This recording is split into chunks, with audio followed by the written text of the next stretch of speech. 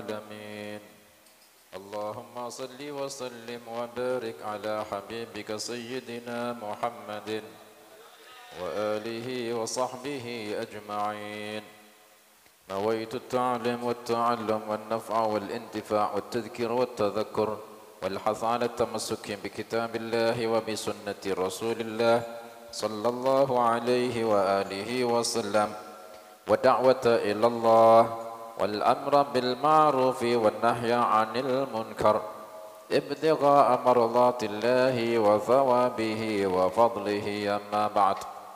Alhamdulillah, kita bertemu dalam majelis dzikir, majelis ta'lim, melanjutkan kitab ta'lim Risalatul Mu'awanah wal Mudhaharah wal Mu'azarah bil Habib Abdullah bin Alwi al-Haddad radhiyallahu ta'ala anhu.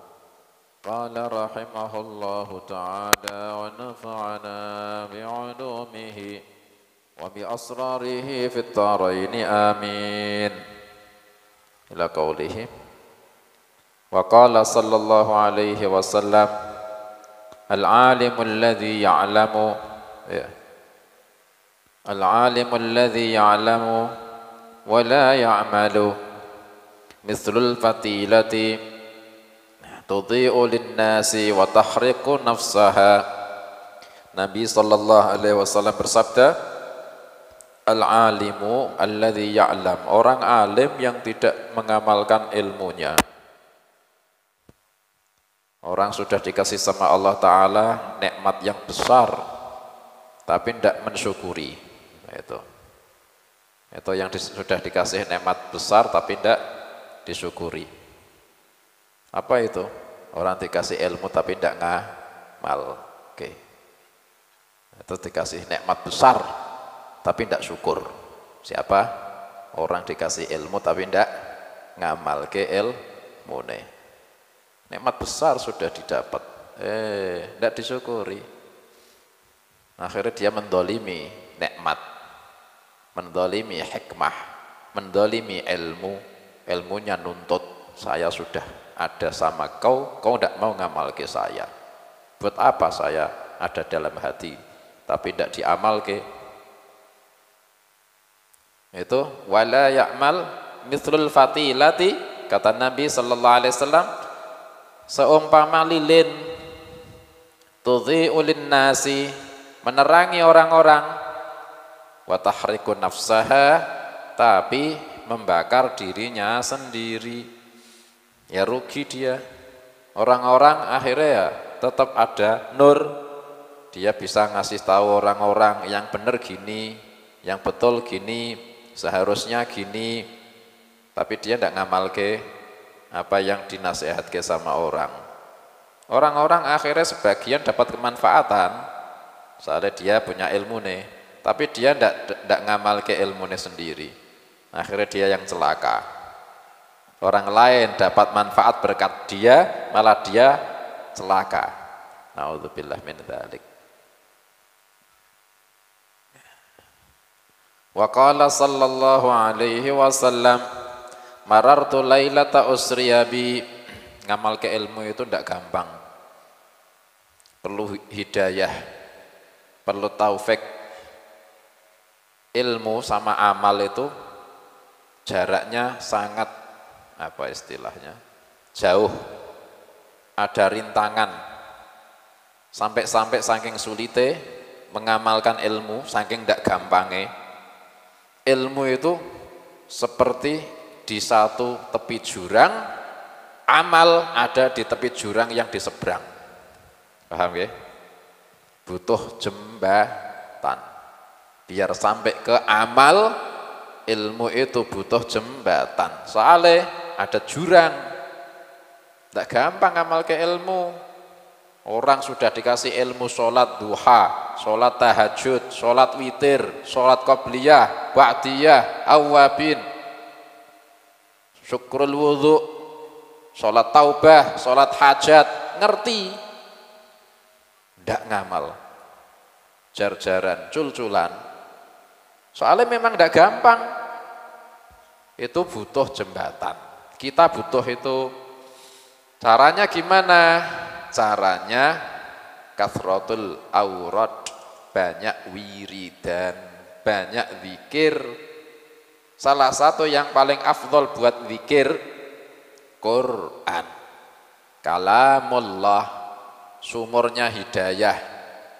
Itu orang akhirnya punya wirid, akhirnya Allah Ta'ala kasih dia inayah, akhirnya badannya gampang buat ngamal ke ilmu.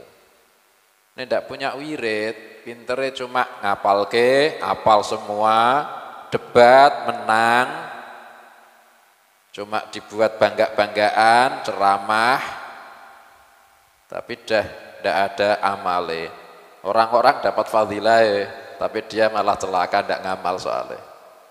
Itu dia butuh jembatan. Jembatannya apa? Kathratul aurad, banyak wirid, banyak zikir. Termasuk yang paling afdal qiraatul Quran.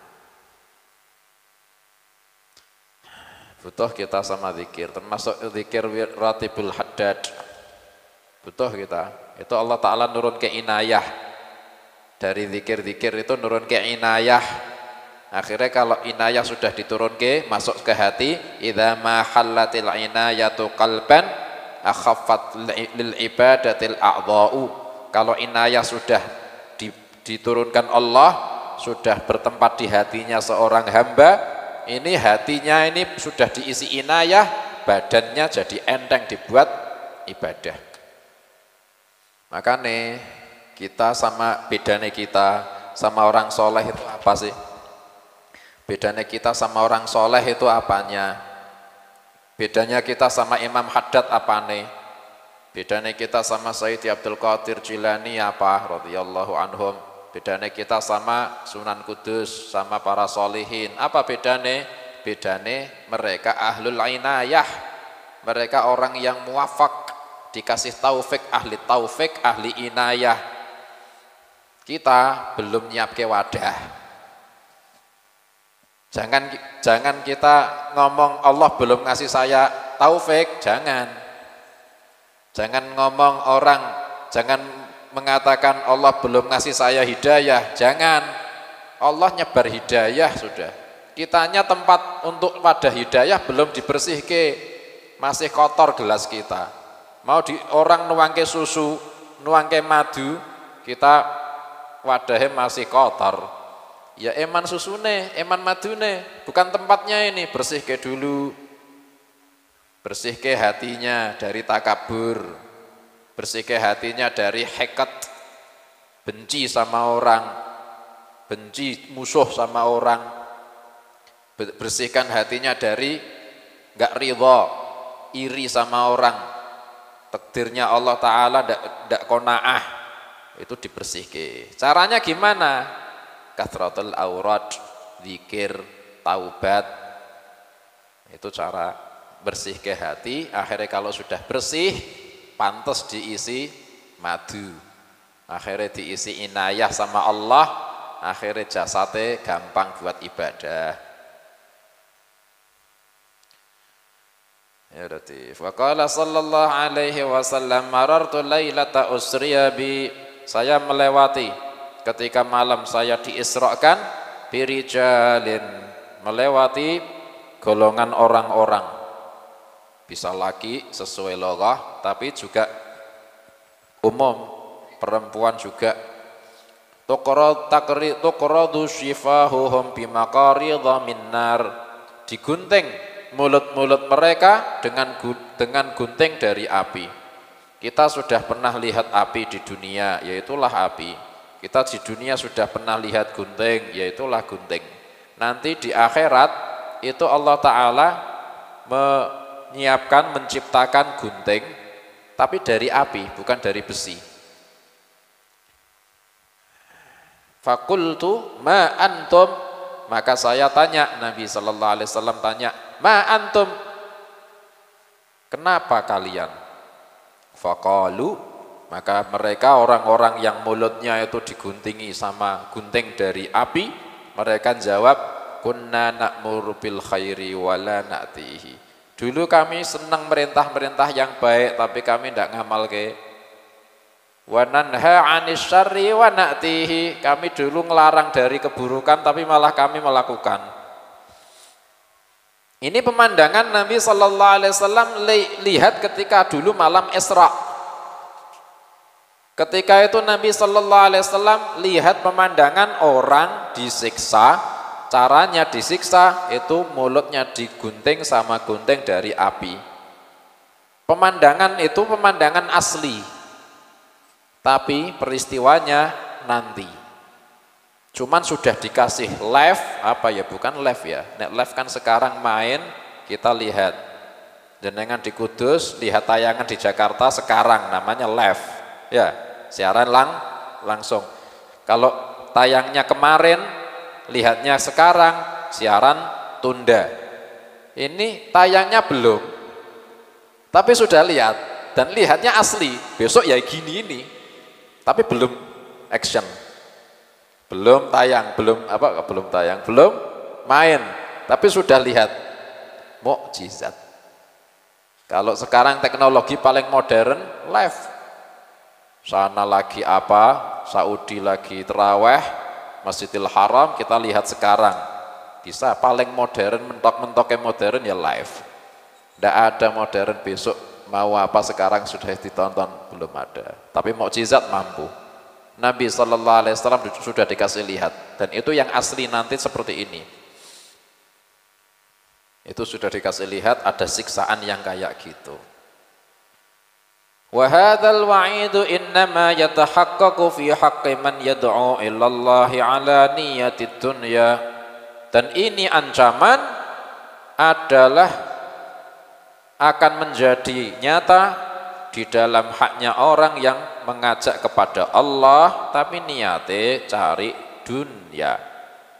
Dunia itu apa sih? Dunia itu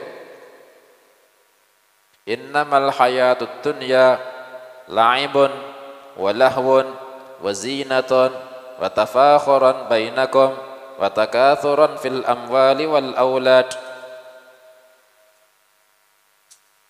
Dunia itu isinya ya la'ibun, main-main, ndak ada gunane, yang ada mong capek, itu la'ib. Pokok kok kita itu seneng, ndak ada kemanfaatannya, baik duniawiyah ndak ada keuntungannya, apalagi agama ndak untung, cuma capek tok, itu la'ib. Bukan kok cuma PS, game, itu ya la'ib, permainan. Tapi yang semua yang kita mau capek tidak ada manfaat itu juga laib, termasuk apa klub-klub apa sampai apa menyeberang, sampai apa istilahnya traveling ya, sana-sana tanpa niat yang ada faedah. Kesel ya, manfaat tidak ada, manfaat agama tidak ada, manfaat duniawiyah juga tidak ada. Beda nek diniati, lihat tanda kekuasaannya Allah, loh, berarti ada.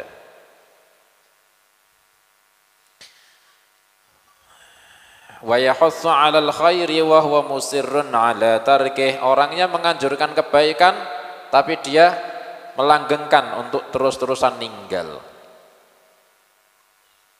Ada satu hadis menakutkan, hadisnya ngeri. Kata Nabi sallallahu alaihi wasallam dalam satu hadis, ya'ti rajulun ya'ti aqwamun min ummati. Akan datang kaum-kaum dari kalangan umatku. Yaumal qiyamah, nanti ketika hari kiamat. Mereka datang bi a'malin kajibali tihamah, mereka membawa amal soleh besar-besar. Saking besarnya seperti gunung-gunung di Tihamah. Tihamah itu tempat termasuk Makkah itu Tihamah. Amalan yang pahalanya seperti gunung-gunung, saking besarnya amal. Yaj'aluhullahu haba'an manthura, sampai di yaumil qiyamah semuanya itu seperti debu yang ditiup, tidak ada lagi sisa. Padahal sebelumnya mantap, pahalanya besar, tapi sampai yaumil qiyamah sudah tertiup, tidak ada sisa, hilang semua. Akhirnya sahabah ada yang tanya, Ada satu sahabat tanya, siapa mereka ya Rasulullah, sifatkan mereka biar kami tidak jadi beramal seperti amal mereka. Kata Nabi sallallahu alaihi wasallam, mereka adalah orang yang mengamalkan kesolehan di depan orang-orang, tapi ketika mereka sendirian dengan keharamannya Allah, mereka tidak tanggung-tanggung, tidak sungkan-sungkan untuk nentang keharamannya Allah ketika sendiri. Ketika di depan orang kelihatan soleh, khusyuk, Masya Allah. Ketika di depan orang khusyuk, alim, soleh. Tapi ketika sendirian tidak sungkan untuk mendatangi keharamannya Allah. Para ulama bahas, termasuk Imam Nawawi bahas hadis sahih menakutkan. Yang lebih menakutkan ini hadis sahih. Berarti ya kuat berarti. Imam Nawawi bahas itu hukuman orang yang dilihat sama masyarakat orang soleh, orang baik, persangkaan orang-orang ke orang ini orang baik, dia menjaga dirinya di mata orang, tapi dia tidak ada muraqabah, tidak ada sungkan di mata Allah. Dia lebih perhatian sama matanya orang dan dia merendahkan pandangannya Allah. Kata Imam Nawawi, ini ancaman buat orang yang melanggengkan maksiat ketika sendirian. Makanya kita butuh banyak-banyak taubat. Wa yuhadziru minasyarr, dan melarang dari keburukan, wa huwa musirrun ala fi'lih, tapi dia terus-terusan melakukan keburukan. Riya'an wa sum'atan, semuanya itu menganjurkan yang baik, melarang yang buruk, hanya buat riya, hanya buat cari pujian orang. Wa sum'atan, dan kepingin namanya itu didengar baik. Orang itu riya, itu penyakit sulit itu, dan itu bahaya. Imam Ghazali radhiyallahu anhu sangat mengkhawatirkan kita dari kena riya. Imam Ghazali sangat khawatir dari kaum muslimin ini dari satu penyakit yang namanya riya. Imam Ghazali sangat khawatir dari kita itu dari satu penyakit yang namanya riya. Sampai-sampai Imam Ghazali radhiyallahu anhu saking pentingnya ikhlas, tidak tercampur riya, sampai-sampai Imam Ghazali punya pendapat pribadi beliau, berpendapat misal orang sholat jamaah kok dia itu riya, silahkan sholat di rumah sendirian asal ikhlas daripada jamaah tapi riya. Ini mengkhilafi pendapat mayoritas ulama. Mayoritas ulama berpendapat jamaah di masjid lebih afdol ketimbang sholat sendirian di rumah. Meskipun ada tercampur riya, mudah-mudahan berkah jamaah Allah tetap terima. Tapi Imam Ghazali khusus dalam masalah ini, beliau saking bahayanya riya sampai beliau lebih mentingke sendirian aja di rumah tapi ikhlas daripada jamaah tapi riya. Oh, itu ahli jamaah, itu ahli masjid, itu ahli sholat. Akhirnya dia itu nggak bisa mengendalikan hatinya, dibumbung-bumbung, dipuji-puji, akhirnya ujub, habaan mansura, percuma. Imam Ghazali sangat beralasan. Tapi ini jangan jadi dalil kita buat ke masjid, buat sholat jamaah. Cuman kita ambil hikmahnya itu Imam Ghazali saking takutnya kita kena apa? Riya.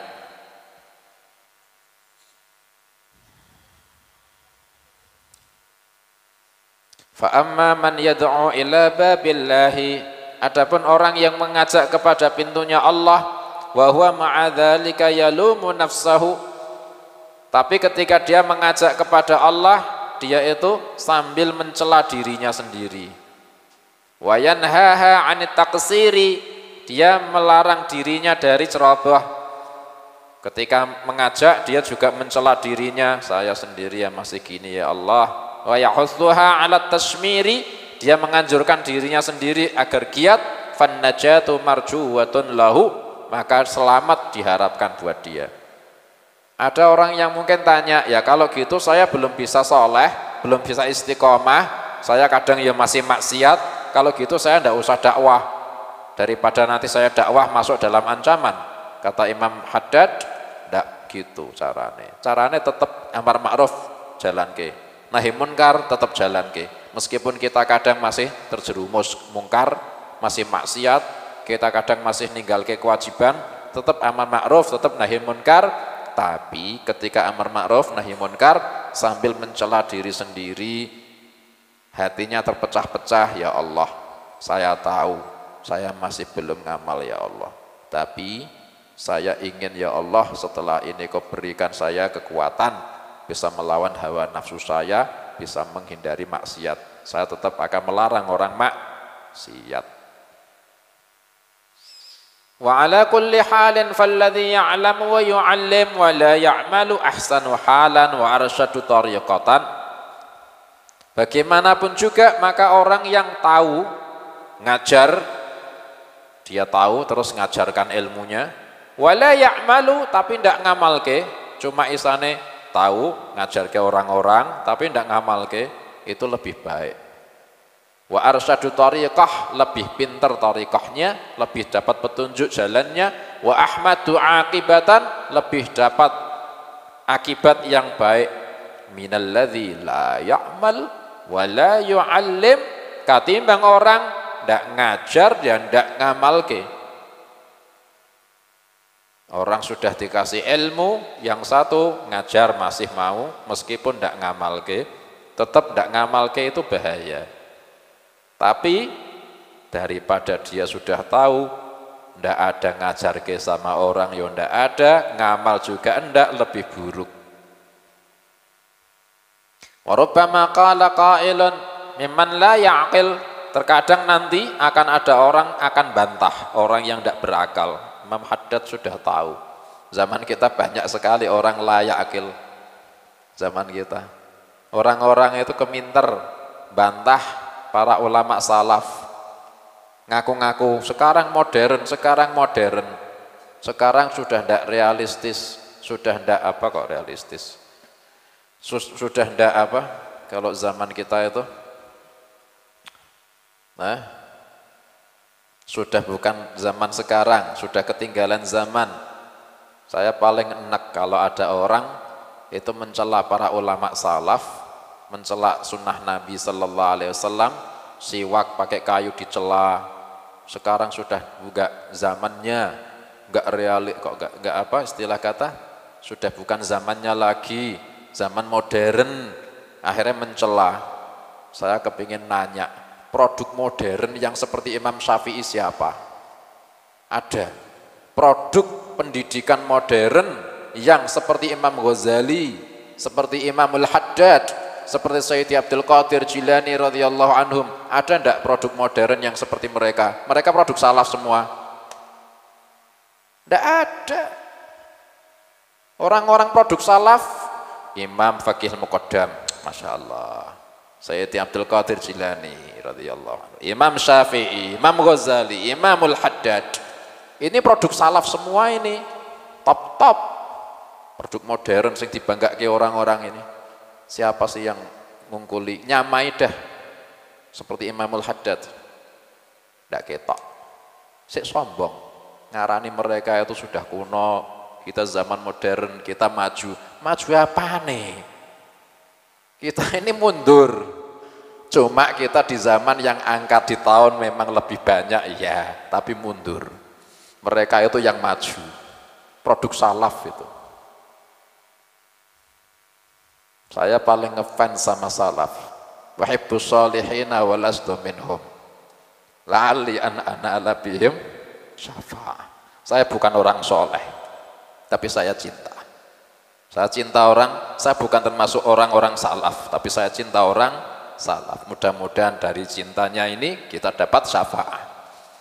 Wa akrahu man tijaratuhul ma'asi walau kunna sawiyan fil bida'ah. Saya benci sama orang yang dagangannya maksiat tok, sombong, benci saya. Meskipun saya juga orang yang macam itu, tapi minimal saya nggak suka sama orang yang dagangannya cuma kemaksiatan, kesombongan.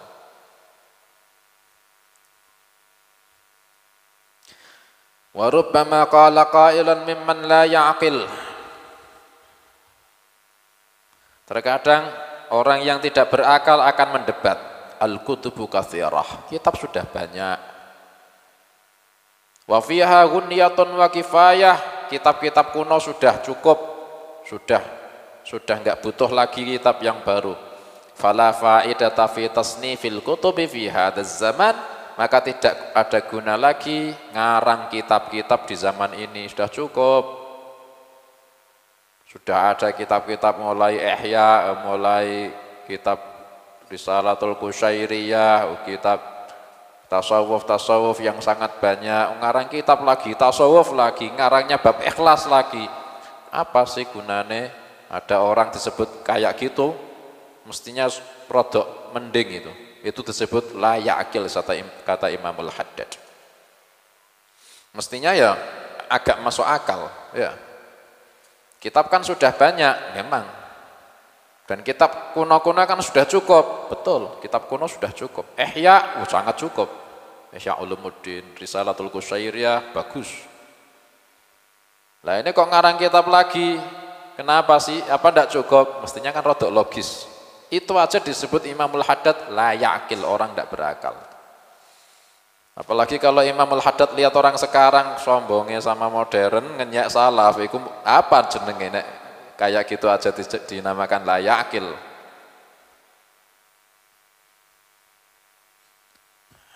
Nabi SAW dulu itu menyukai hal-hal yang sekarang masih diberkahi sama Allah Ta'ala. Dan itu yang mempertahankan itu para salaf-salaf kita. Fahadzal qailu in asaba fi qaulih, maka orang yang mengatakan ini meskipun dia betul di dalam ucapannya, inna fil kutubi ghunyatun wa kifayah, sesungguhnya kitab-kitab kuno sudah cukup, tidak butuh lagi keterangan, cukup sudah. Faqad akhta'a fi qaulih, tapi dia masih keliru di dalam ucapan dia, la faidata litasnifi fi hadzal zaman. Dia ketika mengatakan tidak ada gunanya lagi menyusun kitab baru di zaman ini, itu keliru kata Imamul Haddad. Li'anna lil qulubi mailan bi hukmil jibillah ila kulli jadid. Karena setiap hati, ya Allah, Imamul Haddad alim, salaf ini orang salaf tapi alimnya lihat. Karena setiap hati manusia akan dicondongkan sama tabi'ah kepada senang sama yang baru. Betul enggak? Semua hati manusia dibuat sama Allah condong senang sama hal yang baru. Memang betul. Jangan ada HP lama, kemudian ada punya HP baru. Akhirnya yang dicekal HP baru. Punya istri lama, punya istri yang dicekal ya.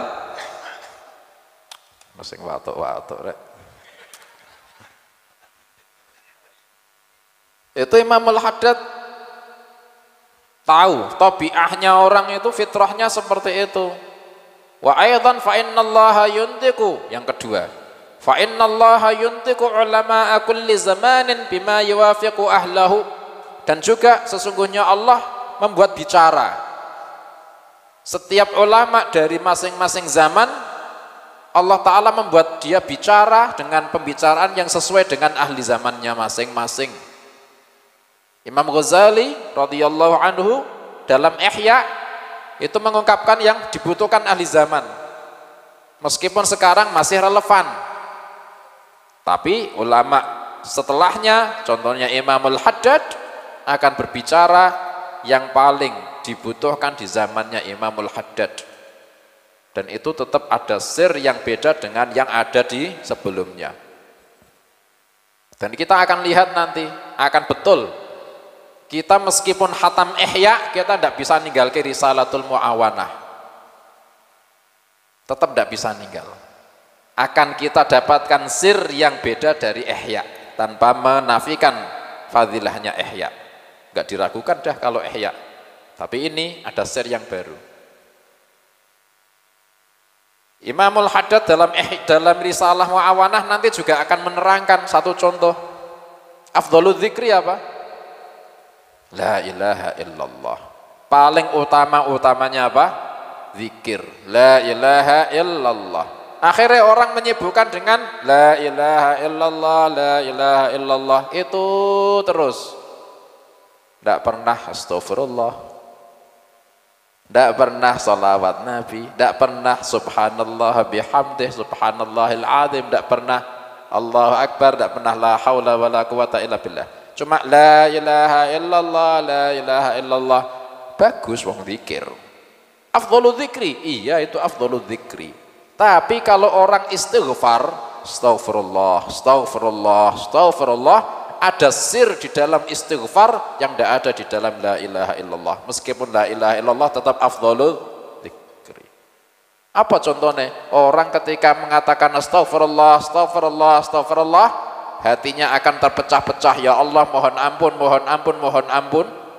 Itu tidak ada orang dapat pecah-pecahnya hati ketika dia mengatakan la ilaha illallah, karena itu tauhid. Ketika orang salawat Nabi, dia akan dapat mahabbah ke Nabi sallallahu alaihi wasallam, sir yang tidak didapat ketika dia cuma mengatakan la ilaha illallah. Meskipun la ilaha illallah tetap afdhalul dzikri. Begitu juga kitab-kitab itu juga sama. Dan itu keterangan ada di dalam Risalatul Mu'awanah nanti. Kitab ini ajaib. Wa tabqa wa tasanifu tablughul amakinal ba'idah. Yang ketiga, Imamul Haddad mulai ngeluarke alime. Pertama, kedua, ketiga. Pertanyaannya orang yang debat satu, dijawab pertama, karena setiap hati cenderung kepada suka yang baru. Kedua, Masya Allah mulai ngeluarke alime. Kedua, orang kalau di dalam kitab yang para ulama akan dibicarakan sama Allah, dibuat bicara sama Allah sesuai zamannya masing-masing. Yang ketiga, karena karangan kita bisa sampai tempat yang jauh, sementara jasad cuma ada di sini. Orang alim ihya, apal ihya, Masya Allah, dia duduk di sini, fadilah besar, tapi tetap di sini, sekitar sini. Tapi kalau dia sendiri ngarang kitab, dengan pemahaman beliau sendiri, dengan zaman beliau sendiri, akhirnya kitab sudah sampai sana-sana, jasadnya masih di sini. Yang keempat, wa tabqa ba'da mautil alim. Kitab akan bisa masih ada setelah orang alimnya meninggal. Tapi kalau tidak ngarang, semua pemahamannya, semua sirnya, semua yang dia fahami ketika dia meninggal terkurung di jasadnya yang sudah meninggal. Tapi kalau dia mengarang kitab, seakan-akan masih ngajar. Sekarang Imamul Haddad masih dicatat malaikat Raqibun Atid masih ngajar, padahal sudah wafat ratusan tahun. Berkah kitabnya. Fayahsulullahu bidzalika fadlu nasril ilmi, maka dihasilkan buat itu orang yang ngajar, yang ngarang kitab, fadilahnya menyebar ilmu. Wa yuktabu mualliman da'iyan illallahi fi qabrih, dia dicatat sama Allah sebagai seorang pengajar dakwah meskipun dia sudah dikubur. Kama qala Rasulullah sallallahu alaihi wasallam, man an'asha lisanahu haqqan yu'malu bihi min ba'dih ujriya alaihi ajruhu ila yaumil qiyamah. Siapa orang yang menggerakkan lisannya dengan betul, yang dengan itu dia ilmunya diamalkan orang-orang setelahnya, maka dialirkan buat dia pahala sampai yaumil qiyamah. Itulah dalam hadis lain, ilmun yuntafa'u bihi, ilmu yang dimanfaatkan. Makanya kita itu sebetulnya kalau kepingin kita banyak untung di akhirat, ibadah jelas, tapi kita tinggal sesuatu yang bisa jariyah, bisa setelah kita meninggal masih ada fadilahnya. Kalau punya ilmu, ngarang kitab, tapi syaratnya harus kitab yang ahlus sunnah wal jamaah, bukan yang mengajarkan mengkhilafi syariat. Allahumma anfa'na bima 'allamtana wa 'allimna ma yanfa'una. Allahumma ati anfusana taqwaha wa zakkiha anta khairu man zakkaha anta waliyuha maulaha. Wa sallallahu ala sayyidina Muhammadin wa alihi wa sahbihi wa sallam. Alhamdulillahi rabbil alamin.